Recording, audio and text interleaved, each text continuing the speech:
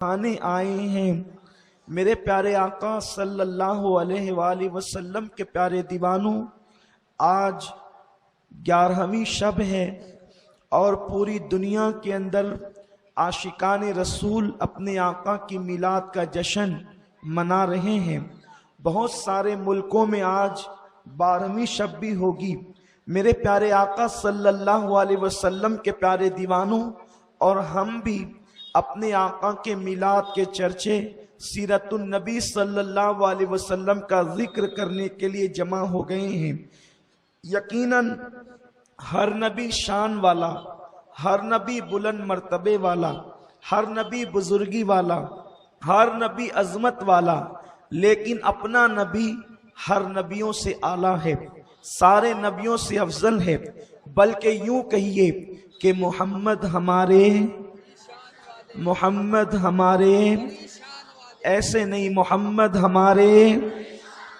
मेरे प्यारे आका अलैहिस्सलाम के प्यारे दीवानों, वो कैसी शान वाला है जिसकी शान कुरान यूं बयान करता है, क़द जाअकुम बुरहानुम मिर रब्बिकुम, के मोहम्मद शान वाले रसूल अल्लाह की दलील बन कर के आए, अल्लाह की बुरहान बन कर के आए, खुदा की वहदानियत का सबूत बन कर के आए, खुदा की तख्लीक का शाहकार बन कर के आए। मेरे प्यारे आका सल्लल्लाहु अलैहि वसल्लम के प्यारे दीवानों, जो शान वाला रसूल है उसका आना भी बेमिसाल है और उसका जाना भी बेमिसाल है। मेरे प्यारे आका सल्लल्लाहु अलैहि वसल्लम के प्यारे दीवानों, वो आते हैं तो कुरान कहता है, लक़द जाअकुम रसूलुन मिन अनफुसिकुम, कि तुम्हारे पास, तुम्हारे दरमियान वो शान वाला रसूल आया।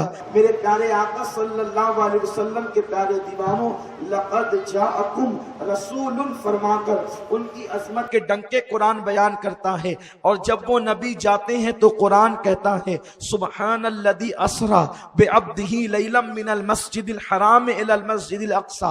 गोया कि उनका आना बेमिसाल, उनका जाना बेमिसाल, उनकी आमद के वाक़यात तो आपने सुने होंगे और आप सुनेंगे इंशाअल्लाह। लेकिन आज की महफिल हुजूर के मासूम बचपन के हवाले से है।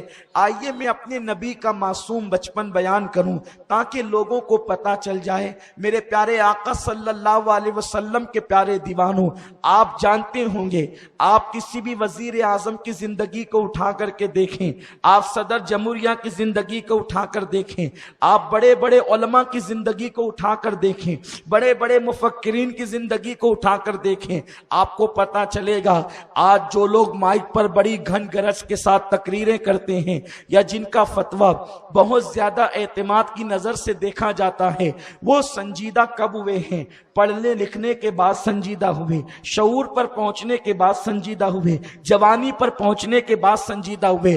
बचपन देखें, कोई पतंग उड़ाता था, बचपन देखें कोई साइकिल की वालकिल्ली खोल लिया करता था, बचपन देखें कोई साइकिल गिरा दिया करता था, बचपन देखें कोई साइकिल लेकर के जाता तो वो 1 घंटे वाली साइकिल 50 पैसे देकर लेकर के जाता और दिन भर घुमाता और पता नहीं कहां फेंक करके आता। आप कहेंगे या अल्लाह, जिसे हम इतना बड़ा मुफ्ती समझते हैं वो बचपन में इतना ऐसा था, लेकिन उसको कोई ऐब नहीं तसव्वुर करता, उसको कोई ऐब नहीं समझता, इसलिए कि बचपन होता ही लाउबाली है, बचपन होता ही लाउबाली है, बचपन होता ही शरीर है। इसलिए बचपन की बातें बहुत ज्यादा एतमाद के काबिल नहीं होती।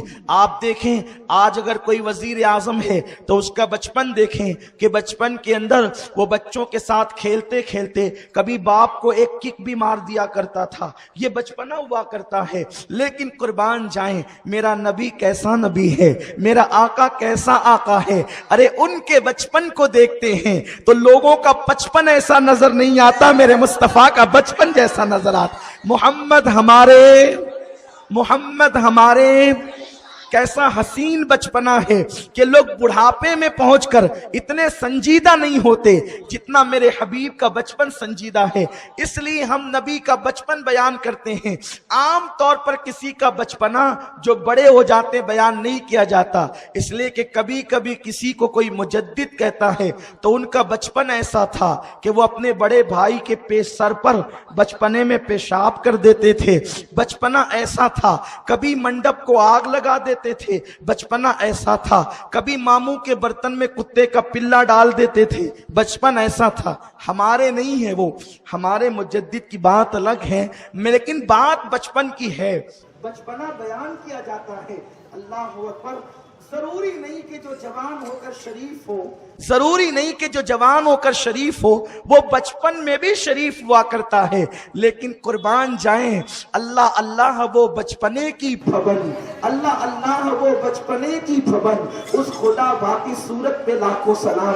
अपने नबी का बचपन कैसा था, कुर्बान जाएं, अल्लाह अकबर। इसीलिए आप किसी के बचपन को उन्वान बना नहीं सकते, क्योंकि बचपन में इंसान कुछ भी करता है, लेकिन मेरा नबी वो नबी है, मेरा आका वो आका है जिसके बचपन को भी मुस्तकिल उन्वान बनाया जाता है। और फिर अंदाजा लगाओ, जब नबी का बचपन ऐसा है तो नबी की जवानी कैसी होगी, नबी के ऐलान नबूवत के अय्याम कैसे होंगे। आइए हम शुरू करते हैं नबी के बचपन से। हालांकि मेरी अकीदत इस बात को आवाज दे रही है कि मैं हुजूर की विलादत भी बयान करूं, लेकिन मैं कल इंशाअल्लाह मिलाद के मौके पर, जब रात में 4 बजे हम बयान करते हैं मरकज पर, तब उस वक्त उसको बयान करेंगे। आज वादे के मुताबिक नबी का बचपन बयान होगा, इसलिए कि लोग नबी को आम बशर की हैसियत से पेश करना चाहते हैं। हम नबी का बचपन इसलिए बयान कर रहे हैं ताकि तुम्हारे दिल में नबी पाक की अजमत बैठ जाए, आका अलैहिस्सलाम की ताजीम बैठ जाए, क्योंकि कुरान ने ईमान के बाद तुमसे ताजीम रसूल का मुतालबा किया है। अल्लाह अकबर। अपने आका का बचपन कैसा था। मदीने मक्का मुकर्रमा के अंदर मेरे रसूल की पैदाइश हुई है, आकाए करीम की विलादत हुई है। जिस सुबह को मेरे नबी की विलादत हुई, उस सुबह एक यहूदी जो है वो मक्के वालों से पूछता था, कुरैश से, बनी हाशिम से पूछता था, ए बनी हाशिम, ए बनु कुरैश, क्या तुम्हारे घर में किसी के यहाँ बच्चा पैदा हुआ है, क्या तुम्हारे घर में किसी के यहाँ बच्चा पैदा हुआ है। लोगों ने कहा, ओ बंदे, बच्चे तो हमारे यहाँ हमेशा पैदा होते हैं, लेकिन तूने कभी ना पूछा कि हम तुम्हारे यहाँ बच्चा पैदा हुआ है, आज तू क्यों पूछता है। देखो गौर करो, बहुत खास बात अर्ज करने जा रहा हूं, और मैं ये वो रिवायत पढ़ रहा हूं जिसको इब्ने कसीर जैसा भी लिखने पे मजबूर है। मैं ये वो बात बयान कर रहा हूं जिसको शिया सुन्नी और हर मकतबे फिक्र के आलिम ने लिखा है कि जिस दिन आका की पैदाइश हुई, मक्के वालों को नहीं पता कि कौन आया है, मक्के वालों को नहीं मालूम कौन आया है। एक यहूदी है जो घर घर पहुंच करके पूछता है, आज क्या तुम्हारे यहाँ कोई बच्चा पैदा हुआ। लोगों ने कहा, बच्चे तो रोज पैदा होते हैं, बच्चे तो हमेशा पैदा होते हैं, आज तू क्यों पूछता है कि बच्चा पैदा हुआ। उस यहूदी ने कहा कि मैंने आसमानी किताबों में पढ़ा है कि नबी की पैदाइश पर एक तारा तुलू होता है, वो तारा मैंने आज तुलू होते हुए देखा है, वो तारा मैंने आज तुलू होते हुए देखा है। तो मैं समझ गया कि आज नबी पैदा हुआ है, तभी तो वो तारा तुलू हुआ है। अब मुसलमानों बताओ, लोग हमसे पूछते हैं ये चिरागा करने का सबूत कहां से है। हम कहते हैं इसी हदीस से है, इसी रिवायत से है, इसी वाक़े से है। क्यों? जब लोग पैदा होते हैं तो अल्लाह तारे तुलू नहीं करता, लेकिन जब नबी पैदा होता है तो नबी की पैदाइश पर अल्लाह मखसूस तारा तुलू फरमाता है।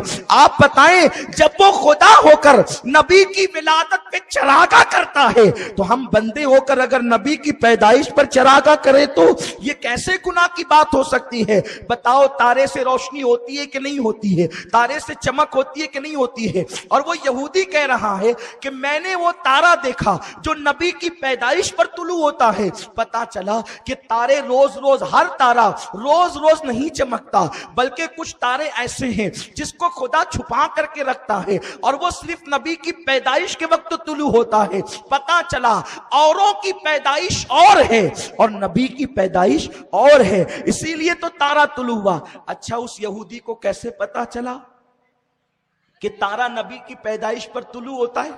उसने बताया कि मैंने तौरात में पढ़ा है। उसने बताया कि मैंने तौरात में पढ़ा है। तौरात में पढ़ा है, क्या पढ़ा कि जब आखिरी नबी पैदा होगा तो एक मखसूस तारा तुलू होगा। इसी पैदाइश के जिक्र को मिलाद कहते हैं। अब आप मुझे बताएं कि जब तौरेत में नबी का मिलाद लिखा गया है, तौरेत में रसूलुल्लाह का मिलाद लिखा गया है और बयान करने वाला अल्लाह है और लाने वाले मूसा है, तब आप मुझे बताएं जब मूसा भी मिलादी है और खुदा भी मिलाद बयान करता है तो मिलाद मनाना बिदअत कैसे हुआ?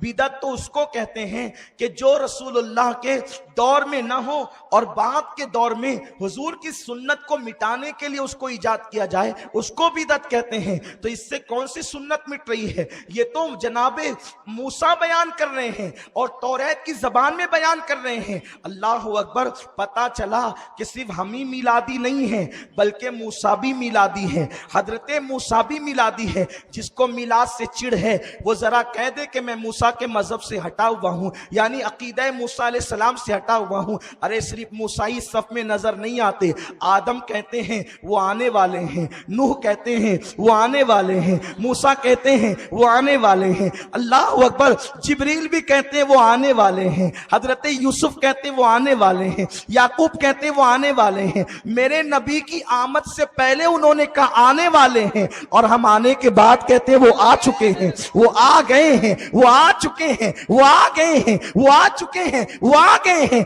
जबान तो एक ही है मेरे प्यारे आका अलैहि सलाम के प्यारे दीवानों। तो वो यहूदी कहता है कि मैंने वो तारा तुलू होते हुए देखा जो नबी की आमद पर तुलू होता है। इसीलिए हमने कहा अल्लाह तू खुदा है, तू तारे चमकाता है, हम बंदे हम तारे नहीं चमका सकते, तो हम अपने घरों को लाइटों से चमका देंगे, हम अपने घरों को लाइटों से चमका देंगे। उसने कहा लोगो, अब तवज्जो फरमाए मेरे नबी का बचपन, उसने कहा लोगो एक तारा देखा है जो नबी की आमद पर तुलू होता है। लोगों ने कहा कि अब्दुल्ला के घर बेटा या अब्दुल मुत्तलिब के घर पोता आया है, कल लेकर चलोगे, उसकी जियारत कराओगे? लोग उस यहूदी को ले गए, उसने हुजूर अलैहि सलाम को देखा, उसने कहा कि इनकी पीठ दिखाओ, उसने कहा इनकी पीठ दिखाओ। तवज्जो फरमाएं, उसने कहा इनकी पीठ दिखाओ। जैसे उसने पीठ देखी वो चीख मारकर बेहोश होकर जमीन पे गिर पड़ा। जब वो बेहोश होकर जमीन पे गिर पड़ा उसको होश में लाया गया। उसने कहा क्या बात है, बच्चे की पीठ देखकर तू बेहोश क्यों हो गया था? उसने कहा इनकी पीठ पर मोहरे नबूवत है, मुबारक हो ए इस्माइलियो, मुबारक हो। बनी इसराइल से नबूवत निकलकर बनी इस्माइल में मुंतकिल हो गई है और ए मक्के वालों अब तुम अरब के सरदार और ताजदार बना दिए जाओगे, दुनिया तुम्हारी सरदारी तस्लीम करेगी, तुम सरदार हो। आप मुझे बताएं हुजूर अलैहि सलाम जब पैदा हुए तो उनकी पुश्त पर मोहरे नबूवत थी। तवज्जो आपकी, उनकी पुश्त पर मोहरे नबूवत थी। इसीलिए हम कहते हैं कि हमारे नबी को 40 साल के बाद नबूवत नहीं मिली, क्योंकि अगर नबूवत 40 साल के बाद मिलती तो मोहरे नबूवत भी 40 साल के बाद मिलती। क्योंकि जब किसी को वजीर बनाया जाएगा तो कुर्सी उसको उसी वक्त दी जाएगी, जब किसी को बादशाह बनाया जाएगा तो स्टैंप उसको उसी वक्त दिया जाएगा। पता चला 40 साल के बाद बादशाह बनाना है और 40 साल पहले स्टैंप दे दिया जाए, ये तो आज की हुकूमतों के भी खिलाफ है। तो जिस दिन बादशाह बनाया जाता है उसी दिन स्टैंप और मुहर दी जाती है। अल्लाह अकबर। तो मेरे अल्लाह ने मेरे रसूल को पैदाइशी तौर पर नबी बना करके भेजा, इसीलिए तो मुहर भी अता फरमाई, मुहर भी दे करके भेजी। जो लोग ये कहते हैं कि 40 साल के बाद नबूवत मिली, जरा वो सबूत तो पेश करें कि फिर ये मोहरे नबूवत क्यों थी। अच्छा एक बात बताऊं कि कंपनी का जो है वो की अशिया ना हो और कंपनी की मुहर उस पर लग जाए, ये कैसे हो सकता है? ऐसा तो नहीं कि बच्चा बड़ा होकर के 12वीं पास करेगा और पैदा होने के दिन ही उसको 12वीं का रिजल्ट और सर्टिफिकेट दे दिया जाए, ये लीजिए आप एसएससी के डिग्री होल्डर हैं, एचएससी के डिग्री होल्डर हैं। बताओ ऐसा हो सकता है? नहीं नहीं, जिस दिन आदमी डिग्री वाला होता है उसी दिन उसको डिग्री की सनद दी जाती है। तो हुजूर अलैहिस्सलाम मोहरे नबूवत पैदाइशी तौर पर लेकर आए थे और वो कोई ढकी छुपी चीज नहीं थी, बल्कि उसको यहूदियों ने भी देखा, मुशरिकीन ने भी देखा, तभी तो कहा कि ये मोहरे नबूवत लेकर के आया है। और अल्लाह अकबर। इसी पे बस नहीं, मेरे रसूल की अम्मी फरमाती है जब वो पैदा हुए तो पेशानी को जमीन पे रख करके कहा, रब्बे हबली, रब्बे हबली, बोले रब्बे हबली, अल्लाह मेरी उम्मत को बख्श, उम्मती, मेरी उम्मत को बख्श दे। आप मुझे बताएं, अगर किसी से पूछे भाई तेरे बच्चे कितने हैं, वो कहेगा कि है तो 5 लेकिन अभी शादी नहीं हुई, होने वाले हैं। ऐसा हो सकता है? बोलो कोई बच्चा पैदा होने से पहले बाप बन सकता है? बोले बोले बन सकता है? नहीं बन सकता। बाप किसे कहते हैं? बोलो, जिसके बच्चे होते हैं। अच्छा, अगर कोई ये कह दे, जैसे हाफिज गुफरान साहब कह दें कि मेरे 2 बच्चे हैं, मेरे 2 बच्चे हैं, मैं कहूं मेरे 3 बच्चे हैं, कोई कहे मेरे 5 बच्चे हैं, फिर आप पूछेंगे अच्छा सैयद साहब आपके 3 बच्चे हैं तो क्या आपकी शादी हो गई? तो हम झुंझला करके कहेंगे कि क्यों, आपके मोहल्ले में कोई शादी से पहले अब्बा बनता है? और जो शादी से पहले अब्बा बनता है, क्या वो स्टेज पर कहता है कि मैं 3 बच्चों का बाप हूं? अरे वो तो छुपाएगा छपाएगा तो नहीं। जिसकी शादी के बाद बच्चे होंगे वो फक्र से कहेगा कि मैं इतने बच्चों का बाप हूं। इसका मतलब अगर मैंने आकर के ये कह दिया कि मेरे इतने बच्चे हैं, तो आपको ये पूछने की जरूरत नहीं पड़ेगी कि आपकी शादी कब हुई।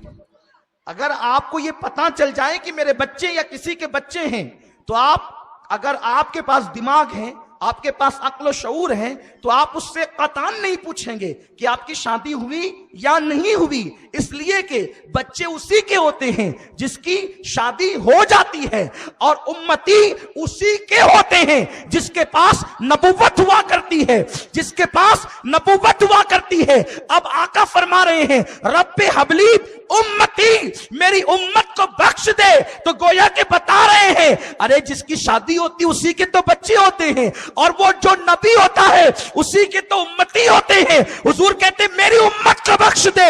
गोया के आका बता रहे हैं कि मैं उम्मत वाला हूं, और उम्मती उसी के होते हैं जो नबी हुआ करता है। तो गोया कि आमिना की गोद में आने वाला सिर्फ आमिना का बेटा नहीं है, बल्कि उम्मत का नबी आ रहा है, उम्मत का रसूल आ रहा है। तो हुजूर उस वक्त भी नबी थे जिस वक्त आदम और हव्वा मिट्टी और पानी के दरमियान की मंजिलें तय कर रहे थे। अब कुर्बान जाएं हुजूर अलैहिस्सलाम का बचपना किस तरह गुजरता है। अल्लाह अकबर। हजरत सैयदा हलीमा सादिया कहती हैं कि अरब का दस्तूर था, अरब के अंदर दस्तूर था कि बच्चों को देहात के माहौल में रखा जाता था, क्योंकि शहर के अंदर वो माहौल नहीं होता था जो देहातों में।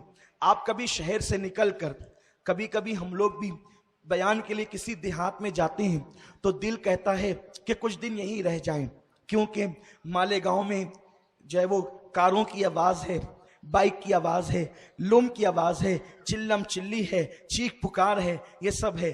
देहात का माहौल पुरसकून, इत्मीनान बख्श, सीधे साधे लोग, भोले भाले लोग, अच्छे अच्छे प्यारे प्यारे लोग होते हैं ना। अल्लाह अकबर। तो कभी कभी दिल चाहता है कि वहाँ रुक जाएं, फिर वहाँ के जानवर, वहाँ के परिंदे, वहाँ के फूलों की खुशबू, और वहाँ के चंद मकानात, और खुला खुला माहौल, वहाँ की ठंडी ठंडी हवाएं, वहाँ की ठंडी ठंडी फजाएं, तो देहात अच्छा अच्छा लगता है। इसी तरह अरब के लोग चाहते थे कि अपने बच्चों को सेहतमंद रखने के लिए वो अपनी बीवियों का दूध पिलाने की बजाय वो दाइयों का दूध पिलाते थे, इसलिए कि जो औरत दूध पिलाती है उसकी सेहत में कमजोरी आती है। तो जल्दी से औरत, बीवी उनकी खिदमत के लिए तैयार हो जाए, तो वो लोगों का यहाँ रिवाज था।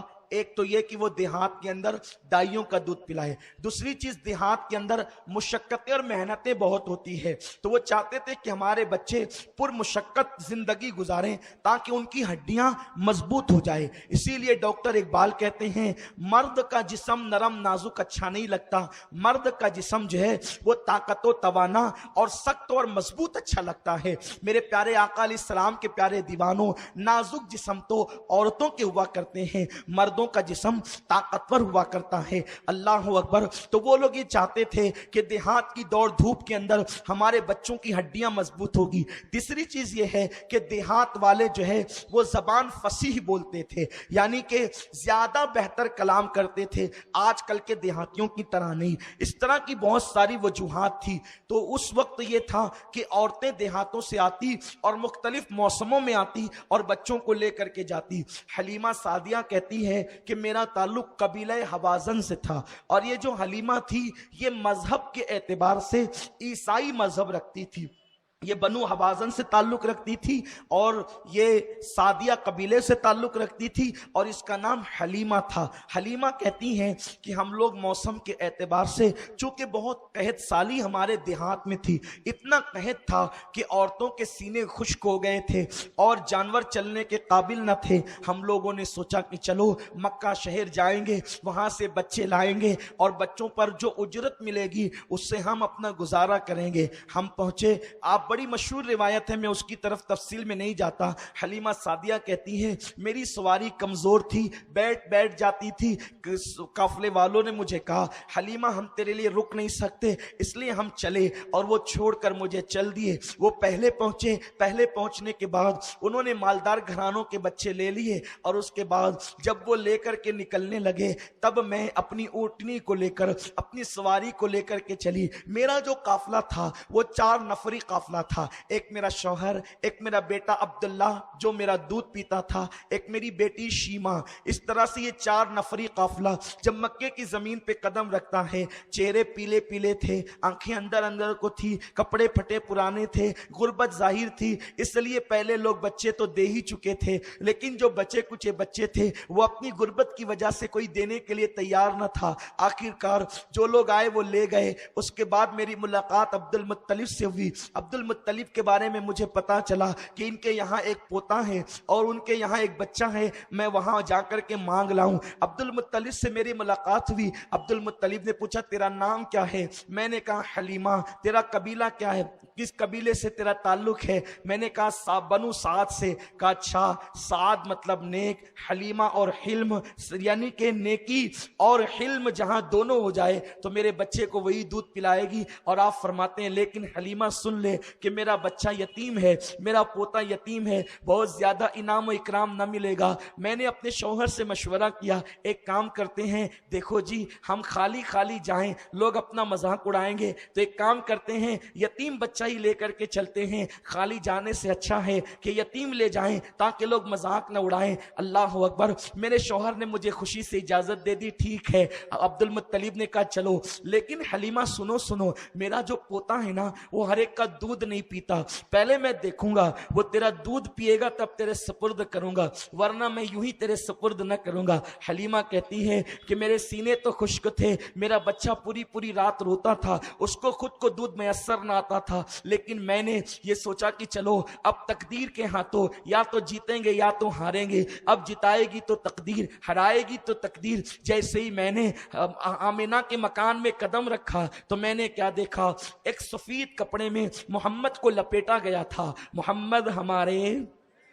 मोहम्मद को सफेद कपड़े में लपेटा गया था। मैं हुजूर अलैहिस्सलाम का नाम बार बार मोहम्मद मोहम्मद नहीं कहना चाहता, क्योंकि मेरा मसलक अदब है, हम अलकाबात से हुजूर का नाम लेते हैं, लेकिन ये बात मैं हजरत हलीमा की नकल कर रहा हूं। तो अब हलीमा जो कहती है मैं उन्हीं की बात नकल करूंगा। जब मैं अपने तौर पर आका का नाम लूंगा तो फिर इंशाअल्लाह अलकाबात के साथ लूंगा। मैं हलीमा के जुमले इसलिए नकल करना चाहता हूं ताकि मुकम्मल हलीमा की बात आपके समझ में आ जाए। हलीमा कहती है, क्योंकि अभी उसको पता नहीं है कि ये नबी है, ये रसूल है, सैयदुल अंबिया है, इमामुल अंबिया, उसको पता नहीं है। वो तो बस इतना जानती है ये अब्दुल्ला का दुर्र यतीम है, ये अब्दुल मुत्तलिब का पोता है, ये आमिना का बेटा है, ये अबू लहब का भतीजा, ये जो है अबू तालिब का भतीजा, उसको इतना ही मालूम है, इससे ज्यादा उसको कुछ नहीं पता है। हलीमा कहती है जब मैं मोहम्मद से मिलने के लिए गई तो एक सफेद कपड़े के अंदर उनको लपेट करके रखा गया था और नीचे हरे रंग की सब्ज चादर बिछी हुई थी और वो उसमें सो रहे थे। मैंने इतना खूबसूरत बच्चा, इतना हुस्न वाला बच्चा अपनी जिंदगी में कभी नहीं देखा था। मैं बहुत से बच्चों को दूध पिला चुकी थी, लेकिन इतना हुस्न वाला बच्चा मैंने कभी नहीं देखा था। बच्चे जो जवानी के अंदर जो है वो बहुत भद्दे लगते हैं, वो बचपने में भी अच्छे लगते हैं। बच्चे प्यारे प्यारे लगते हैं, बच्चे बड़े अच्छे लगते हैं, छोटे छोटे बच्चे बड़े खूबसूरत लगते हैं। अगर आपको कभी देखना है तो आप बच्चों को देखें, उनका खेलना जुदा, उनका अंदाज जुदा, उनकी तबीयतें जुदा। वो पाक दिल रखते हैं, वो साफ दिल रखते हैं, इसीलिए उनके चेहरे चमकते हैं, उनके नरम नरम गाल होते हैं, उनके नरम नरम बाल होते हैं, उनके मुस्कुराहटों पर कुर्बान होने को जी चाहता है। उनके पैर भी बड़े हसीन होते हैं, उनके तलवे भी बड़े हसीन होते हैं। अरे जब सबके बच्चे इतने शीरीं होते हैं तो आमिना का लाल कितना प्यारा होगा, अब्दुल्ला का लख्त जिगर कितना हसीन होगा। मैं उनको हसीन कहूं तो किस मुंह से कहूं, क्योंकि वो तो सरापा हुस्न है। आमिना अजते हलीमा सादिया कहती है, जैसे मैंने मोहम्मद को देखा, प्यारी प्यारी आंखों को बंद करके सो रहे थे, जैसे मैंने उनको देखा उन पर मैं ऐसे फिदा हो गई कि मैंने अपना हाथ उनके सीने पे रखा। जैसे मैंने अपना हाथ उनके सीने पे रखा, मेरा हाथ रखने की देर थी कि उन्होंने आंखें खोल के मुझे देखा और मुझे देखकर मुस्कुराने लगे। याद रखिए, अभी हुजूर की उम्र सिर्फ 7-8 दिन की है। आका की उम्र कितनी है? सिर्फ 7-8 दिन की है। मोहम्मद हमारे, पीछे वाले भी जरा बोल दें मोहम्मद हमारे। मैं इस अंदाज से तकरीरें नहीं करता, लेकिन चूंकि मेरे रसूल का बचपन बयान कर रहा हूं तो मैं भी चाहता हूं कि मैं अपने बचपने का भरपूर लज्जत लेकर एक बच्चे की तरह अपने हुजूर की अजमत को बयान करूं, ताकि आप हुजूर के बचपन का मुकम्मल तौर पे लुत्फ ले सकें। जरा कह दीजिए, यहां से वहां तक, दाएं से बाएं तक, बैठे खड़े सब लोग कह दे मोहम्मद हमारे, मोहम्मद हमारे। बच्चे कम से कम 3 महीने तक, पैदा होने के बाद से लेकर 3 महीने तक जब भी नींद से उठते हैं तो रोते रोते उठते हैं। 6 महीने तक ये आदत कुछ कम होती है और साल 2 साल में ये आदत खत्म हो जाती है, लेकिन 3 महीने का किसी का भी बच्चा पैदा होने से लेकर 3 महीने तक जब भी वो उठेगा तो रोते रोते उठेगा। लेकिन ये मेरा रसूल है, जब ये नींद से उठते हैं तो मुस्कुरा मुस्कुरा करके उठते हैं। पता चला नबी बचपने में भी किसी की तरह नहीं है। अल्लाह अकबर। वरना रोने वालों से पूछो, माँ की नींद क्यों खराब करता था? जवान होकर के आवाज बिठाता है तकरीर में, नबी मेरी तरह। अम्मी से पूछ के रात रात पर जगती किसके लिए थी? अरे अल्लाह अकबर। दिन को उठ करके कहती, ये तो सोने भी नहीं देता, कैसा बच्चा है, पूरी पूरी रात रोता है। लेकिन ये मेरे नबी का बचपना है कि हुजूर न रात को रोते हैं ना दिन को रोते हैं, बल्कि पैदा हुए भी तो मुस्कुराते पैदा हुए। रब्बे हबली उम्मती कहते हुए पैदा हुए। हक ने फरमाया कि बख्शा जिसका बचपना इतना बेमिसाल हो। अच्छा, जितनी बातें कर रहा हूं हवा में नहीं, किताब से कर रहा हूं। जिसको शक हो किताब देखे, और उन लोगों की किताब जिनको बुखारी के शारहीन होने का शरफ हासिल है, उन लोगों की किताब जिनको लोग मुहक्किक अलल इतलाक कहते हैं, उनकी किताब जिनको रोजाना रसूलुल्लाह का दीदार नसीब होता था, उन किताबों से मैं बयान कर रहा हूं हुजूर अलैहिस्सलाम का बचपन। लेकिन हजलीमा कहती है, अभी चंद दिन के पैगंबर हैं, हाथ रखा तो उठा, आंखें खोली मुस्कुरा दी। जिसकी तस्की से रोते हुए हंस पड़े, उस तबस्सुम की आदत पे लाखों सलाम। ऐसे नबी को हमने अपनी तरह कहना शुरू किया, ऐसे नबी के मिलाद पे हमने एतराज किया, जिसका बचपन इतना बेमिसाल। मुसलमानों, इख्तिलाफ ना करो, अपने नबी की तरफ आओ, अपने आका की ताज़ीम की तरफ आओ, अपनी आका की मोहब्बत की तरफ आओ। कितने कम नसीब है वो लोग, कितने कम नसीब है जो बेटी की शादी पर तो लाइटिंग लगाते हैं, लेकिन नबी की पैदाइश पर घरों को नहीं जगमगाते और कहते हैं ये फजूल खर्ची है। मैं कहता हूं, बता, कब्र में तेरी बेटी तुझे बचाने आएगी? नहीं, आमिना का लाल जो बचाने आएगा उसके मिलाद पर आप लाइटिंग नहीं लगाते।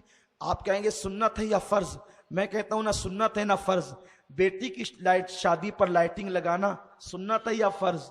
ना सुन्नत है ना फर्ज। क्यों लगाते हो? का बेटी की मोहब्बत का तकाजा है, इसलिए लगाते हैं। हम कहते हैं जब बेटी की मोहब्बत के तकाजे में मंडप और लाइटिंग लग सकती है तो क्या नबी की मोहब्बत के तकाजे में नहीं लग सकती? मुझे बताओ, कोई कहता है 12 रबीउल अव्वल हुजूर की पैदाइश का दिन नहीं। मैंने कहा छोड़, मैं बहुत न्यूट्रल होके बात करना चाहता हूं। 12 रबीउल अव्वल नहीं ना पैदाइश का दिन, ठीक है। रबीउल अव्वल का महीना है कि नहीं पैदाइश का महीना, बोल। छोड़ दे तारीख की बात छोड़। हुजूर की मिलाद का महीना रबीउल अव्वल है या कोई और, इस पर तो सबका इत्तेफाक है कि रबीउल अव्वल ही के महीने में हुजूर की पैदाइश हुई। का ठीक है, 12 को ना लगा, 1 को तो लगा, 12 को ना लगा, 2 को तो लगा। बताओ क्या हुजूर का तुम पे एहसान नहीं? मुनकिरो, कलमा पढ़ाने का भी एहसान गया। ठीक है ना, अगर हम 12 को लगाते हैं ये हमारी अपना मामला है, लेकिन मिलाद के महीने पर तो सबका इत्तेफाक है, सबका इत्तेफाक है। क्यों नहीं लगाते? जब 15 अगस्त पे परचम लहराया जा सकता है तो मिलाद मुस्तफा पर क्यों नहीं? 15 अगस्त पर तो इतनी पाबंदी से हम भी लगाते, हम इनकार नहीं करते। 15 अगस्त को यौम आजादी हम मनाते, मनाने की बात करते हैं, लेकिन छोटी छोटी 10 बाय 10 की ऑफिस होती है तो वहां भी परचम कुशाई होती है। और नबी की मिलाद पर बिल्डिंग भी खाली खाली। इसका मतलब यह है कि आपके दिल में नबी के लिए मोहब्बत का कोई गोशा नहीं है। जहां मोहब्बत होती है आप सब करते हैं। मेरे भाई, मैं सिर्फ आपको समझाना चाहता हूं, मेरा मकसद सिर्फ ताज़ीम रसूल बताना है। मैं चाहता हूं कि जिस नबी का तुम कलमा पढ़ते हो उस नबी की मोहब्बत बच्चे बच्चे के दिल में पैदा हो जाए। बस इसीलिए हम ये बातें करते हैं, वरना हमें क्या किसी से लेना है। अरे ये मुकद्दर की बात है, कोई बेटे का बर्थडे मनाता है, कोई रसूलुल्लाह का मिलाद मनाता है। कौन से मसलक में बेटे की पैदाइश पे मालेगांव में पेड़े नहीं बटते? मौलवी के घर बेटा पैदा हुआ तो पेड़े बटते हैं, मुफ्ती के घर पैदा हुआ तो पेड़े बटते हैं। अरे नादान, इलेक्शन में कोई जीते तो पेड़े बटते हैं, नबी की आमद पर नहीं बट सकते, नबी की आमद पर नहीं बट सकते। सोचो तो सही। अब बताइए, मुझे किसी की तरफ नहीं जाना, सिर्फ आपको समझाना है। इलेक्शन में पेड़ा क्यों बटा? इसलिए कि आपको इलेक्शन जीतने की खुशी हुई, तभी तो बटा पेड़ा। बेटे की आमद पे पेड़ा क्यों बटा? क्योंकि बेटे की पैदाइश पर आपको पता चला जिसको जब खुशी होती है वो मिठाई तकसीम करता है। तुझे बेटा पैदा होने पे खुशी होती है, हमें 12 रबीउल अव्वल के दिन नबी की आमद पर खुशी होती। अच्छा, मेरा कॉलर पकड़ लिया आपने, तो क्या नबी हर साल पैदा होते? आप हर साल पेड़ा बांट रहे हैं सैयद साहब, आप हर साल लाइटिंग लगा रहे हैं और लगाने की बात करते हैं, तो क्या हर साल नबी पैदा होते हैं? मैंने कहा इतनी दूर की कौड़ी न लाओ, वो तो बोलो हर साल शबे कदर मनाते हो कि नहीं मनाते? शबे कदर वो रात है, शबे कदर वो रात है कि सब मनाते हैं, सब मनाते हैं कि नहीं मनाते? और कुरान भी है, इन्ना अंज़लनाहु फी लैलतिल क़द्र वमा अदराका मा लैलतुल क़द्र, है ना? क्यों ये शबे कदर है? इसलिए कि इन्ना अंज़लनाहु फी लैलतिल क़द्र, इसमें क्या नाजिल हुआ? कुरान नाजिल हुआ। मैं कहता हूं 1450 साल से हर साल शबे कदर मना रहे हो, सब मनाते हैं, क्या हर साल कुरान नाजिल होता है? आप कहेंगे हर साल कुरान नाजिल नहीं होता, कुरान तो एक ही बार नाजिल हुआ, लेकिन हम साल उसके आमद का जश्न मनाते हैं। तो जब कुरान एक बार आए, हर साल उसका जश्न मनाया जा सकता है, तो साहिब कुरान भी एक मर्तबा आया, लेकिन हर साल उनका जश्न मनाया जाता है। आप बात कीजिए, ईमान ताजा कीजिए। दूर जाने की, मैं बहुत दूर नहीं जाता, फिर हम अपने उन्वान की तरफ आते हैं। हलीमा सादिया कहती है, मैंने हाथ रखा, आंखें खोलकर हुजूर ने, आंखें खोल के हुजूर ने मुस्कुरा दिया। हुजूर मुस्कुराए, कहती है मैं तो बल बल जाने को जी चाहा, मैंने उठाया मोहम्मद को, उनकी अम्मी की इजाजत के बगैर उठाया, इसलिए कि हंसे क्या, गोया कि मेरा दिल छीन लिया, गोया कि मेरा दिल ले लिया, अब मेरे पहलू में मेरा दिल न रहा, गोया कि मैं मोहम्मद की गुलाम हो गई। मैंने उठाया मोहम्मद को सीने से लगाया, मेरे सीने खुश्क थे इसलिए कि मेरा बेटा पूरी पूरी रात रोता था, उसको दूध पीना नसीब ना होता था। जैसे मैंने मोहम्मद को सीने से लगाया, मोहम्मद का सीना मेरे सीने से मिल गया तो मेरे सीने के अंदर दूध की नहर जारी हो गई। मोहम्मद हमारे नबी का बचपन, ये अल्लाह अल्लाह वो बचपने की फबन, उस खुदा बाती सूरत पे लाखों सलाम। कहती मेरा सीना दूध से भर गया। अल्लाह अकबर। हलीमा का सीना पहले खुश्क किया, फिर दूध से हुजूर की कदमों की बरकत से भर दिया। क्यों भर दिया? ए हलीमा, जब मेरा महबूब जवान हो जाए तो तू कमर पे हाथ रख कर या सीना तान कर ये न कहना, मोहम्मद याद कर मेरा एहसान कि मैंने तुझे दूध पिलाया। अगर दूध न पिलाती तो तू इस तरह जवान होता। क्योंकि कभी कभी मां नाराज होती है तो कहती है भूल गया दूध का एहसान। अगर दूध न पिलाती तो मर जाता, दूध न पिलाती तो बिलकता, दूध न पिलाती तो तेरी हड्डियां इतनी मजबूत ना होती। अल्लाह को मंजूर न था कि मेरे हबीब पर कोई एहसान जताए। अल्लाह ने कहत मुसल्लत करके पहले हलीमा को खुश्क किया और नबी का सीना लगने के बाद उनके सीने को भर दिया ताकि हलीमा को बता दे, हलीमा तू मेरे महबूब को नहीं पाल रही है, मेरा महबूब तो तुझे पालता हुआ नजर आ रहा है। मोहम्मद हमारे, सुभान अल्लाह। मेरे आका का बचपना कैसा बचपना है, कैसा हसीन। अब हलीमा कहती है मैंने दाईं तरफ से दूध पिलाना शुरू किया, पिया। मेरा बच्चा मेरा शौहर लेकर खड़ा हुआ था। जब बाईं तरफ का दिया तो नहीं पिया, मुंह हटाया, उंगली का इशारा किया, गोया के कह रहे अम्मी मैंने तो पी लिया, अब मेरे रजाई भाई को भी पिला दे। दाईं तरफ से पिया, बाईं तरफ का कभी नहीं पिया। आज डॉक्टर कहते हैं मां के सीने में दाईं तरफ दूध कम होता है और बाईं तरफ ज्यादा होता है। ये मेरा मासूम रसूल का मासूम बचपन है कि कम अपने लिए पसंद किया, ज्यादा अपने भाई को अता कर दिया, दूध पीते भाई को अता किया। तो मेरा इमाम इस मंजर को देख के पुकार उठा, भाइयों के लिए तर्क पिस्ता करें, दूध पीतों की निस्बत पे लाखों सलाम। मेरे प्यारे आका अलैहि सलाम के प्यारे दीवानों, इंसाफ किया।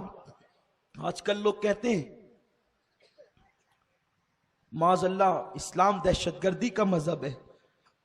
हम कहते हो सारी दुनिया का माल खा जाने वालों, इससे बड़ी दहशतगर्दी क्या है?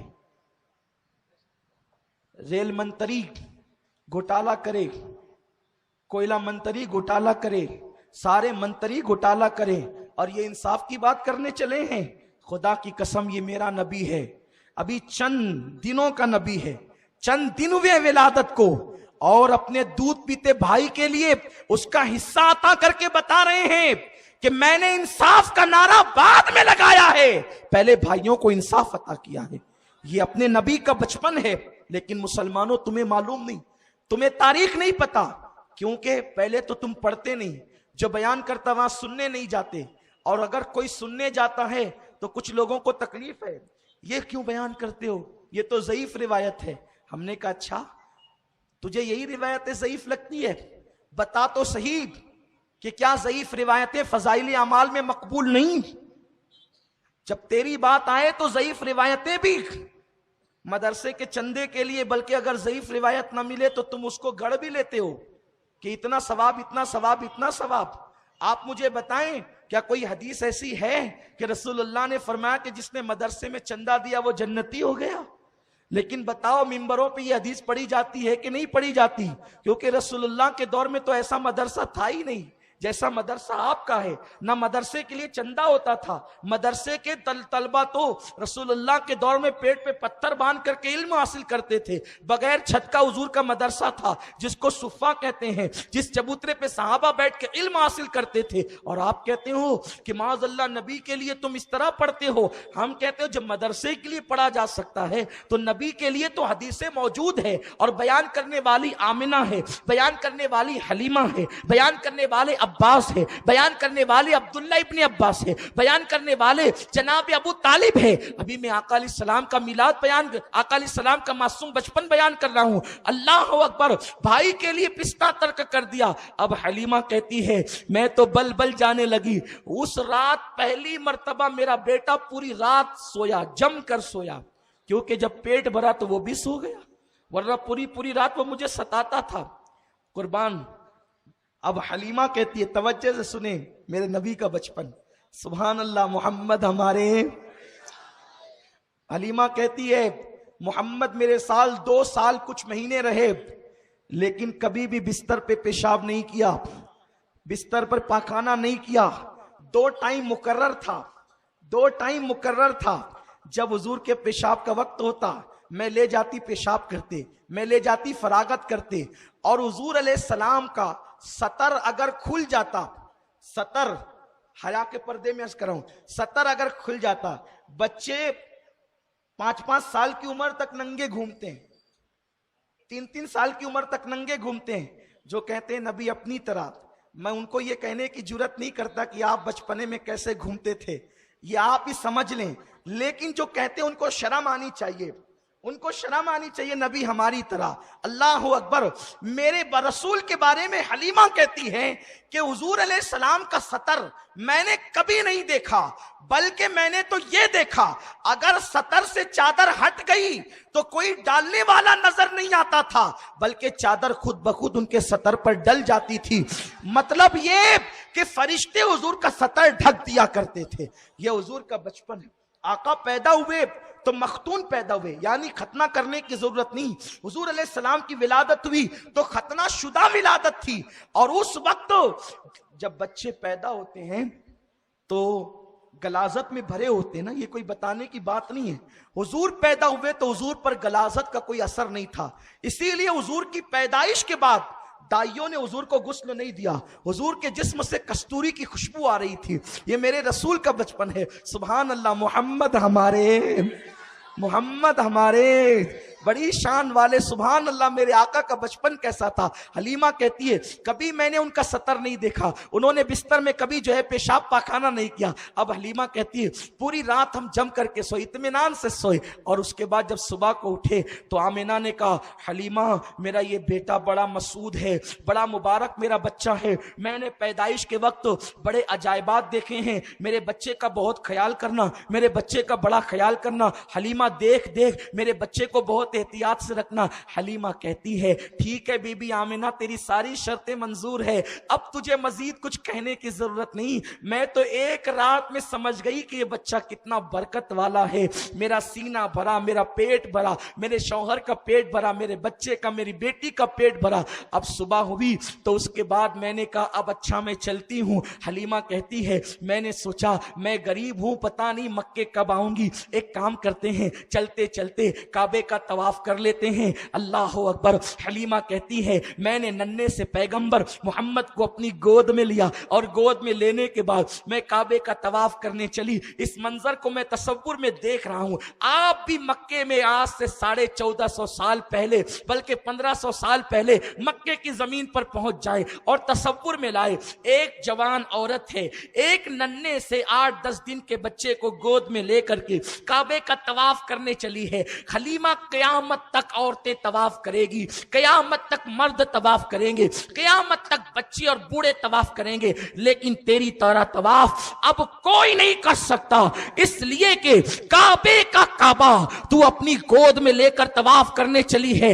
हलीमा की गोद में काबे का काबा है और काबे का तवाफ करने चली है। हलीमा सादिया कहती है, जब मैंने काबे का तवाफ शुरू किया तो मेरी आंखें दंग रह गई, मेरी आंखें हैरान रह गई। मैं जैसे जैसे चलती जाती, काबे की दीवार मेरी तरफ झुकती चली जाती, काबे की दीवार मेरी तरफ झुकती चली जाती। जरा इश्क में डूब कर कह दे, शायद यही निजात का जरिया हो जाए। मोहम्मद हमारे, मोहम्मद हमारे। हलीमा कहती, जैसे जैसे मैं जिधर जाती काबे की दीवार झुकती चली जाती। मैं हैरान थी, या अल्लाह ये कैसा बरकत वाला बच्चा है कि काबे की दीवार मेरी तरफ झुकती है। मैंने 7 चक्कर मुकम्मल किए, दिल में ख्याल आया, हलीमा तू भी काबे में लगे हुए हजर अस्वद को चूम ले और इस बच्चे को भी जरा बोसा दिलवा दे, ताकि बरकत वाले की बरकतें और बढ़ जाए। हलीमा कहती है, मैंने चूमने से पहले सोचा इस बच्चे को काबे का हजर अस्वद का बोसा दिलवा दूं। जैसे मैंने सर को सहारा दिया और मैंने कमर को सहारा दिया और मोहम्मद को हजर अस्वद के करीब किया, इससे पहले कि मैं मोहम्मद को हजर अस्वद चुमवा दूं, मेरी आंखों ने क्या देखा, हजर अस्वद अपनी जगह से निकलता है और मोहम्मद के होठों को चूम कर अपनी जगह दुनिया पर चला जाता है। मोहम्मद हमारे, मोहम्मद हमारे। अब मैं आज इस मसले को हल कर देता हूं। कोई पत्थर चूमा नहीं जाता, कोई पत्थर ऐसे नहीं, सर्दी नहीं लग रही है, कोई पत्थर, मेरे करीब आए देखें मुझे पसीने आ रहे हैं, कोई पत्थर, इसलिए कि इश्क की गर्मी जहां होती है तो फिर बड़ा मजा आता है। कोई पत्थर ऐसे नहीं, आखिर तक कहें कोई पत्थर चूमा नहीं जाता, बल्कि चूमने पर तो बड़े इख्तिलाफात है, मुनाजरे होते हैं, लड़ाइयां होती है, लाठियां चलती है, लड़ाइयां होती है, झगड़े होते हैं, लेकिन काबे के हर पत्थर को चूमा नहीं जाता है। चूमने का हुक्म नहीं है। मकाम इब्राहिम को भी चूमा नहीं जाता, लेकिन हजर अस्वद को चूमा जाता है। इतने कट्टर तौहीदी आ गए काबे में कि उन्होंने सारे पत्थर निकाल के फेंक दिए।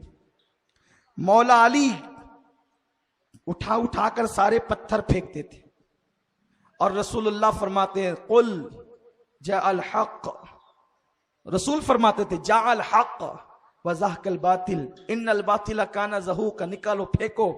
सब निकाल निकाल के फेंक दिए गए। लात भी पत्थर का, हुबुल भी पत्थर का, मनात भी पत्थर का, उज़्ज़ा भी पत्थर का, सब पत्थर के थे, सब निकाल के फेंक दिए गए। दो ही पत्थर रखे गए, तवज्जे, दो ही पत्थर रखे गए। एक कौन सा? मकाम इब्राहिम, दूसरा, ये दोनों मिलादी है, ये दोनों मिलादियों को रखा गया। वो मिलादी क्यों है? जिसे मकाम इब्राहिम कहते हैं, इसलिए वो मिलादी है। मैं सबकी तवज्जो चाहता हूं, शायद कि तेरे दिल में उतर जाए मेरी बात, सब आशिक हो जाए तो दुनिया से झगड़े खत्म हो जाएं, सब नबी की ताजीम करें तो इख्तिलाफात मिट जाए। कितना अच्छा वो दिन होगा जब सारे मुसलमान मुत्तहिद हो जाएंगे नबी की मोहब्बत में, नबी की अजमत में। काश के वो दिन अल्लाह हमें दिखा दे, लेकिन लोग ऐसा होने नहीं देंगे, इसलिए कि तकदीर के कातिब का कलम चल चुका है। आशिक और गुस्ताख अलग अलग किए जा चुके हैं। हल यस्तविल लदीना, अल्लाह पाक इरशाद फरमाता है हल यस्तविल लदीना यालमून वल्लदीना ला यालमून, जानने वाले और अनजाने बराबर बराबर नहीं है। ला यस्तवी अस्हाबुन नार व अस्हाबुल जन्ना, जन्नती और जहन्नमी दोनों बराबर बराबर नहीं है। अल्लाह ने छांट दिया है, अलग कर दिया है। बहरहाल ये मकाम इब्राहिम, ये वो पत्थर है। जब हजरत इब्राहिम काबा बना रहे थे तो ये काम करता था लिफ्ट का, ये काम करता था, जैसे जैसे दीवार ऊपर जाती वैसे वैसे ये पत्थर भी ऊपर जाता। तो जब काबा बना रहे थे इब्राहिम, तो तब इब्राहिम के नक्शे कदम इस पत्थर पे पड़े थे? बोलो नहीं। क्यों? क्योंकि वो पत्थर मैंने देखा है, बहुत गौर से देखा है, बार बार देखा है अल्हम्दुलिल्लाह। उसमें पैर इतना धसा हुआ है कि इतना गहराई है उसके अंदर, इतनी गहराई, इस कदर गहराई है। अल्लाह आप सबको नसीब फरमाए देखना। तो अगर वो पत्थर काबा बनाते वक्त कदम इब्राहिम अपने अंदर ले लेता तो इब्राहिम अलैहिस्सलाम को दिक्कत होती, पैर अंदर फंस जाता, पैर अंदर फंस जाता, फिर वो निकालने डालने में गोया के तकलीफ होती। इसलिए काबा बनाते वक्त हजरत इब्राहिम के कदम उस पत्थर पर, जब तक बनाते रहे काबा, वो पत्थर अपनी जगह वैसे ही रहा, सख्त के सख्त रहा, सख्त के सख्त रहा, उस पे हजरत इब्राहिम के कदम के नक्श नहीं पड़े। लेकिन जब काबा बन गया तो हजरत इब्राहिम ने दुआ की, अल्लाह मैंने ये काम कर लिया, इसको कबूल कर ले, रब्बना तकब्बल मिन्ना इन्नका अंतस समीउल अलीम, अल्लाह इस काम को कबूल कर ले। अल्लाह ने फरमाया इब्राहिम मेरे बंदे, मेरे खलील, तूने मेरे काम को मुकम्मल कर दिखाया, मैं तुझसे खुश हो गया। मांग क्या मांगता है खलील? मांग ले, क्या मांगता है? नबूवत थी, रिसालत थी, खुल्लत थी, बेटे भी थे, सब दे दिया था अल्लाह ने, मवेशी थे, माल था, सब था, बीवी थी, दो दो, एक नहीं दो दो थी, और बात को और भी हुई। इरशाद हुआ मांग क्या मांगता है? तो जनाब इब्राहिम ने अर्ज की, अल्लाह मैंने सुना है कि मोहम्मद तेरा आखिरी नबी है और तेरा महबूब है और तू उसे आखिर में भेजेगा, और मौला वो तेरा हबीब है, तू उसे बहुत चाहता है सबसे ज्यादा। मेरी तमन्ना एक है, एक तमन्ना है कि तू मुझे मोहम्मद का दादा बना दे। तू जब मोहम्मद को भेज तो उनको मेरी नस्ल में भेजना, ताकि मुझे उनके दादा होने का शरफ हासिल हो जाए। तो जैसे इब्राहिम ने कहा ना, मुझे मोहम्मद का दादा बना दे, उनको पैदा कर तो मेरी औलाद में। जब नबी की मिलाद का जिक्र आया, नामे मोहम्मद आया, तो वो पत्थर नामे मोहम्मद सुनकर मोम की तरह नरम हो गया और उसमें इब्राहिम के कदम आ गए। कुदरत ने फैसला किया, वत्तखिज़ु मिन मकाम इब्राहिम मुसल्ला, अरे जो मेरे हबीब के नाम पे नरम हो जाए उसे उठाकर फेंका नहीं जाएगा, सारी कायनात का सर वहां ला करके झुकाया जाएगा, सबकी पेशानी वहां झुकाई जाएगी। तो जो नामे मोहम्मद पे नरम हो गया, जो नामे मोहम्मद पे नरम हो गया, झुक गया, सारी कायनात को वहां झुका दिया गया। और जो जाते मोहम्मद को चूम लेता है तो अल्लाह ने कहा सब निकाल कर फेंकवा दूंगा। हबीब जिसने तेरे लब चूमे हैं कयामत तक के उसको चुमवाता रहूंगा, ताकि पता चल जाए जो उनके जो गुलाम हो गए सब के वो इमाम। सुभान अल्लाह, सुभान अल्लाह, नारे तकबीर, नारे रिसालत, जश्न ईद मिलादुन नबी, आमदे मुस्तफा। हलीमा कहती पत्थर निकला और मेरे महबूब के लबों को चूम कर अपनी जगह लग गया। अब मैं तो सीने लगाकर बल बल जाने लगी कि ये कैसा है, हजर जिसको चूमता है अपने मौला की है बशान अजीम, जानवर भी करे जिनकी ताजीम, संग करते हैं अदब से तस्लीम, पेड़ सजदे में गिरा करते हैं, लब पे आ जाता है जब नामे जनाब, मुंह में घुल जाता है शहदे नायाब, वक्त में होके हम ए जा बेताब अपने लब चूम लिया करते हैं। अल्लाह अकबर, अल्लाह अकबर, कैसी शान वाला अपना रसूल है, अपने नबी की शान क्या है। हलीमा कहती है अब मैं अपनी ऊंटनी पर बैठी, जैसे मैं ऊंटनी पर बैठी मोहम्मद को गोद में लेकर, मेरा बच्चा मेरे शौहर के पास था, मोहम्मद मेरे सीने से लगे थे, इतने प्यार प्यार करने लगी थी कि अपना बच्चा भी शौहर को देती थी और मोहम्मद को अपने पास रखती थी। जरा देखे ना ये अपना नबी कैसी शान वाला है। कहती है अपनी ऊंटनी पर बैठी, मैंने एक अजीब मंजर देखा, ऊंटनी ने काबे की तरफ रुख किए और काबे की तरफ रुख करके उसने सजदा किया। ऊंटनी को शऊर मिल गया, ये सजदे क्यों कर रही है, आते वक्त नहीं किया, रहते वक्त नहीं किया, जाते वक्त क्यों कर रही है, क्योंकि ये ऊंटनी नबी इस पर बैठ गए थे, इसको भी शऊर आ गया। हर जगह सजदे नहीं करना चाहिए, सजदे वहीं करना चाहिए जहां करने का हुक्म है। अरे नन्हा सा रसूल अगर जानवर पर बैठ जाए तो उसको भी सजदे का, शिर्क और तौहीद का शऊर मिल जाता है, तो इन गुलामों को शिर्क और तौहीद का शऊर नहीं मिलेगा। आप किसकी बात करते हैं, सजदे किए हैं ऊंटनी ने काबे की तरफ, और जब चली है तो हलीमा कहती है हवा से बातें करती है। जो लोग पहले निकल चुके थे, हलीमा की ऊंटनी ने उनको ओवरटेक करना शुरू किया। लोग ने पलट पलट के देखा, ए बीबी हलीमा क्या तू नई सवारी खरीद लाई का? नहीं, सवारी तो वही है, सवार नया आ गया है। मोहम्मद हमारे, मोहम्मद हमारे। लोगों अपने नबी की कदर जानो, अपने नबी की अजमत पहचानो। तुमने बाप की बड़ी फजीलतें बयान की, कभी रसूलुल्लाह की भी फजीलत बयान करो। खुदा के लिए उनके इल्म पर झगड़ा न करो, अल्लाह ने उनको उतना इल्म दिया कि किसी को नहीं दिया। उनकी जात पर लड़ाई मत करो। तुम्हें और हमें हक क्या पहुंचता है कि होटल पर बैठकर हम बहस करें कि नबी को तो ये नहीं मालूम था और ये नहीं मालूम था। अपनी औकात क्या है, अपनी औकात क्या है? अरे अगर बोल सकता है तो फजीलत बोल, तौहीन मत कर। तौहीन करने से कुछ नहीं मिलेगा सिवाय जहन्नम के ईंधन बनने से। इसलिए अपनी जबानों को रोको।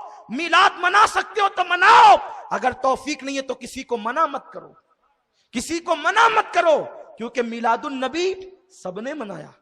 मैं बार बार हवाले पढ़ता हूं, जगह जगह पढ़ता हूं। अल हावी लिल फतावा उठा करके देखो, इमाम सुयूती फरमाते हैं सिद्दीक अकबर ने मनाया।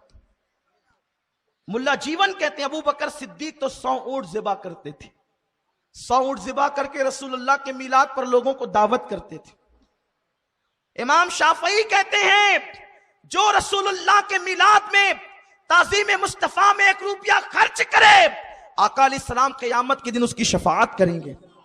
वो तो निहायत सस्ता सौदा बेच रहे हैं जन्नत का, हम मुफलिस क्या मोल चुकाएं, अपना हाथ ही खा लिए। शफाअत लेना है शफाअत, तो नबी की आमद पे कुछ खर्चा करो। आप कहते हैं ये फजूल खर्ची। पहले मैं आपको डेफिनेशन बताऊं फजूल खर्ची किसे कहते हैं। जो लोग मिलाद पे तकरीरें कर रहे हैं, पंपलेट बांट रहे हैं, झगड़ा लगा रहे हैं, उनसे कहता हूं लोगों थोड़ा सा सब्र कर लो। ये कौम चैरिटी टिकट हासिल करके फिल्म देखने जाती है, आप उनको नहीं रोकते? शादियों पर 2-2, 3-3 लाख रुपए खर्च करती है, आप उनको नहीं रोकते? नबी की मिलाद पे लाइटिंग और झंडा क्या लग गया, आप क्यों रोकते हो? क्यों रोकते हो? क्या नबी का कोई एहसान ही नहीं? सोचो, जो पूरी पूरी रात अपने लिए रोते रहे, मगफिरत की दुआएं करते रहे, बोलो नमाज लाकर किसने दिया? कुरान किसने अता किया? अल्लाह का पता किसने बताया? लोगों, क्या उस रसूल का यही हक है कि होटलों पर बैठकर तुम उनकी तौहीनें करोगे, उनके इल्म पर बहस करोगे, वो जिंदा है या मुर्दा, इस तरह की बातें करोगे? सोचो तो सही।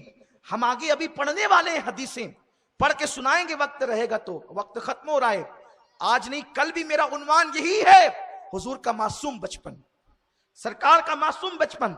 कल की महफिल इंशाअल्लाह सलाम चाचा रोड पे होगी, हम वहां हदीसें पढ़ के बताएंगे नबी जिंदा कैसे हैं, नबी के बचपन में बताएंगे, नबी पाक सल्लल्लाहु अलैहि वसल्लम के बचपन में बताएंगे इंशाअल्लाह कि हुजूर की शान और अजमत क्या है। यही सब कुछ है।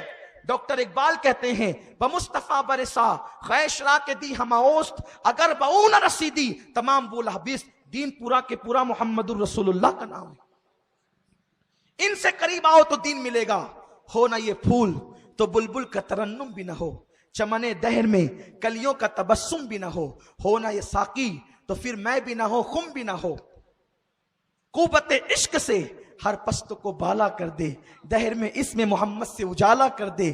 कि मोहम्मद से वफा तूने तो हम तेरे हैं, ये जहां चीज है क्या लौहो कलम तेरे हैं। हलीमा कहती है मेरी ऊंटनी आगे बढ़ती चली गई। वो काफले वाले कहते हैं हलीमा सवारी बदल गई, का नहीं सवार बदला है। अब एक आखिरी बात अर्ज करके बात खत्म करता हूं, तवज्जो आपकी अगर है तो। हुजूर का बचपन, सुभान अल्लाह। हलीमा कहती है मेरी ऊंटनी चली जा रही है, हवाओं से बातें करती जा रही है। ऐसे में 4-5 लड़कियां कुएं से नहाकर, कुएं पे नहाने के लिए गई थी, कुएं से नहाकर निकलती है। उनके गीले गीले बाल हैं, उनके बदन पर नहाने के असरात है, लेकिन उन लड़कियों की अभी शादी नहीं हुई है, अभी उनके निकाह नहीं हुए, वो मां नहीं बनी है। वो नौजवान लड़कियां आपस में बातें करती है, देख तो बच्चा कितना हसीन है, देख तो बच्चा कितना खूबसूरत। इतने खूबसूरत थे कि जब हुजूर बचपने में भी चलते थे तो बादल सर पे साया करता था, धूप हुजूर पे पड़ती नहीं थी, बादल साया करता। बादल साया कर रहा है और वो नौजवान लड़कियां कह रही है बच्चा कितना खूबसूरत है। बस इतना कहा और आपस में बातें करने लगी, काश हम भी बच्चे वाली माँ होती तो इस बच्चे को इसकी गोद से लेकर हम इस बच्चे को दूध पिलाने का शरफ हासिल करती। मेरा रसूल वो रसूल है, नहीं सुनता ही नहीं मांगने वाला तेरा, नहीं सुनता ही नहीं मांगने वाला तेरा। उन लड़कियों ने जैसी बातें की, काश कि हम माँ वाली होती, काश कि हम माँ होती, बच्चे वाली होती तो इस बच्चे को दूध पिलाती। कितना खूबसूरत बच्चा है। हलीमा कहती इतना सुनना था कि रसूल मोहम्मदुर रसूलुल्लाह, चूंकि ये मिलाद उन्होंने उस वक्त बयान की है जब हलीमा कलमा पढ़ चुकी थी। हलीमा कलमा पढ़ के मुसलमान हो गई थी। जब मैं जन्नतुल बकी में माँ हलीमा की कब्र पे जाता हूं तो कहता हूं हलीमा तो कितनी खुशनसीब है कि तेरी गोद में मेरे आका ने परवरिश पाई, तूने लोरियां दी है, तूने लोरियां दी है। मेरे लगते जिगर सो जा, हलीमा लोरी देती है, मेरे नूरे नजर सो जा। हलीमा लोरी, जिसकी लोरियां सुनकर मेरे रसूल सोए हैं वो हलीमा सादिया हैं। हलीमा कहती है कि जैसे ही उन्होंने सुना काश कि हम भी बच्चे वाली माँ होती तो हम इस बच्चे को दूध पिलाने का शरफ हासिल करती। कहते हैं मेरी गोद से उन्होंने उछलना शुरू किया और उन बच्चियों की गोद में जाने की तमन्ना करने लगे। ऊँटनी मेरी थम गई, उनके इरादे पर मेरी ऊँटनी रुकती भी थी और चलती भी थी। जब वो उछलने लगे तो ऊँटनी रुक गई। मैंने सोचा कि इनकी गोद में जाना चाहते हैं, उछले मेरी गोद से और जिस कुंवारी लड़की की गोद में वो पहुंचे अल्लाह ने उसके सीने में रसूल के लिए गिजा पैदा फरमा दी और हुजूर ने उसका दूध पिया और गोया कि हलीमा को बता दिया हलीमा मुझ पे तेरा कोई एहसान नहीं, अगर मैं चाहूं तो कंवारियों से भी मैं गिजा हासिल कर सकता हूं। ये मेरे नबी की शान है, मोहम्मद हमारे। इंशाअल्लाह कल तशरीफ लाएं, इसके आगे का हुजूर का बचपना मजीद कैसा था। हम आगे का हुजूर का बचपना बयान करेंगे, 6 या 8 साल तक का बचपना। हम कोशिश करेंगे अगर कल जल्दी माइक मिल जाता है और आप कल जल्दी आ जाते, कल की बड़ी बरकत वाली रात है, अगर आप कल जल्दी आ जाए, बैठ जाओ, बैठ बेटा बैठ, ऐसा मत करो, आदत हो गई आप लोगों को उठने की, बैठ बैठ, हुजूर की महफिल। अगर कल आज जल्दी से मौका मिला और आप जल्दी आ गए, बहुत बरकत वाली रात है। इस रात के बारे में बुजुर्गों ने लिखा है कि हुजूर की पैदाइश की रात शबे कद्र से भी अफजल है। इसलिए अफजल है, शबे कद्र में फरिश्ते आए हैं और कुरान आया है, और शबे मिलाद में साहिब कुरान आया है, फरिश्तों से अफजल रसूल आया है। सुभान अल्लाह। तो कल अगर आप जल्दी आ जाते हैं तो जल्दी गुफ्तगू शुरू करेंगे ताकि हुजूर का बचपन आपको मुकम्मल पता चल जाए। तो कल 10 बजे तक तो सलाम चाचा रोड पे महफिल होगी, और 12:12 पर मरकज पर हर साल जो पूरी रात महफिल सुबह बहारा होती है, इंशाअल्लाह ये महफिल मुबारक भी होगी और फजर तक ये महफिल चलती है। पूरी रात उसमें नातें पढ़ी जाती है, और ऐन जो हुजूर अलैहि सलाम की आमद का वक्त है, उस वक्त तो फ़कीर का बयान होता है कि हुजूर कैसे तशरीफ़ लाए, हुजूर की मिलाद कैसे हुई, और वो दुआओं की कबूलियत का वक्त होता है। तो आप उसमें भी तशरीफ़ लाएं, उम्मीद है कि आप तशरीफ़ लाएंगे। और साथ ही साथ एक ऐलान ये है कि 27 अप्रैल को, जी सॉरी माफ़ कीजिए, 27 दिसंबर को, वो अप्रैल का जो अपने इज्तिमा का जो ऐलान किया है, 27 दिसंबर को इंशाअल्लाह इतवार के दिन शीरपुर की सरजमीन पर सुन्नी दावत इस्लामी का एक रोज़ा इज्तिमा है, जो सुबह 10 बजे शुरू होकर रात 10 बजे ख़त्म होगा। उस इज्तिमा में शिरकत के लिए हुजूर मुफक्किर इस्लाम हज़रत अल्लामा कमरुज़्ज़मा खान साहब की बिला आज़मी तशरीफ़ ला रहे हैं, और साथ ही साथ हुजूर अमीर सुन्नी दावत इस्लामी भी होंगे, बुलबुल बाग़ मदीना कारी रिजवान साहब भी होंगे। आपसे गुजारिश है कि बड़ी तादाद में आप शिरकत करें और कल के इज्तिमा में ज़रूर आएँ। आपकी बिगड़ी बनेगी इंशाअल्लाह। कल की मुबारक रात में दुआएं कबूल होगी, और हो सके तो अपने घर पे थोड़ा सा कोई लाइट जला दें ताकि पता चले कि ये मुसलमान का घर है, ये मुसलमान का घर है, इतना पता चल जाए। बस एक लाइट जला दें। लाइट लगाना अपना काम, दिल चमकाना उनका काम। चमक तुझसे पाते हैं सब पाने वाले, मेरा दिल भी चमका दे चमकाने वाले। बरसता नहीं देखकर अब्रे रहमत, बदों पर भी बरसा दे बरसाने वाले। शेख अब्दुल हक मुहद्दिस दहलवी फरमाते हैं, जो नबी का मिलाद मनाएगा साल भर अमन अमान में रहेगा। अमन अमान चाहते हो, हुजूर के मिलाद में कुछ ना कुछ खर्च करो, गरीबों में पैसे तकसीम करो, कपड़े तकसीम करो, हो सके तो अपने घर वालों को कपड़े बनाओ, उन्हें तोहफा पेश करो, इसलिए कि ये ईद नहीं बल्कि ईदों की ईद है। अल्लाह ताला तौफीक दे। दौरान गुफ्तगू कोई गलती हो तो अल्लाह माफ फरमाए। रिसालत के परवानों, हर सनीचर को बाद नमाज इशा सुन्नी दावत इस्लामी के आलमी मरकज इस्माइल हबीब मस्जिद में सुन्नी इज्तिमा होता है, तो आप हजरात पाबंदी के साथ इसमें शिरकत फरमाएं। सुन्नी दावत इस्लामी की वेबसाइट sunnidawatislamI.net पर विजिट करें और बहुत सारी दीनी मालूमात हासिल करें।